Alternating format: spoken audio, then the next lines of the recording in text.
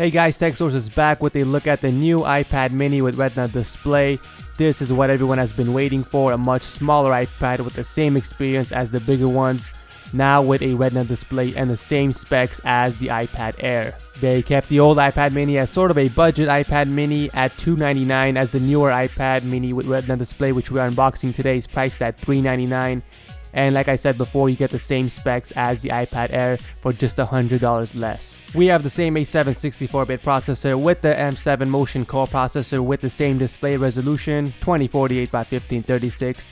That gives a pixel density of 326, which is identical to the iPhone, but it is better than the iPad Air, and that's because the iPad Air had a much larger screen. You get the same standard items from Apple, so I won't go through them and I'll just skip straight to the close-ups and hands-on. So the iPad mini is 0.73 pounds, and it is slightly heavier than the first iPad mini, which was weighed at 0.68 pounds. It also has a 5 megapixel rear camera and a new improved Facetime camera, which is at 1.2 megapixels with backlight illumination. I also forgot to mention that you can pick one up in either white or space gray. A notable change on the mini is the power adapter. The original one came with the same type as the iPhones, which is a 5-watt power adapter, and Apple upgraded the new mini to 10 watts, which increases the charging speeds. Apple claims that the new iPad mini with Retina display gets up to 4 times the CPU performance and up to 8 times the graphics performance, also 10 hours of battery life.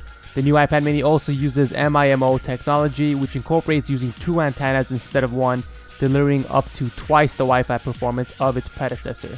Honestly, the screen does look beautiful with great color reproduction and overall quality. I do not see a single pixel on this thing, and it is definitely an improvement over last year's iPad mini display. There is a lot of variety nowadays in the tablet industry, and I seem to always come back to the Apple's tablets because of a few reasons. The app marketplace is the complete opposite to iOS 7 on a tablet. Honestly, iOS 7 is, in my opinion, an unproductive operating system, as it looks like they stretched out iOS 7 from the phone. Nothing new has been added like multitasking functionality or even Control Center to improve the overall use of the tablet. But when you get into apps that are optimized for the larger display, things do change. New columns appear and the experience becomes several times better with app developers utilizing the extra screen real estate. This reason alone is enough for me to recommend this over an Android competitor.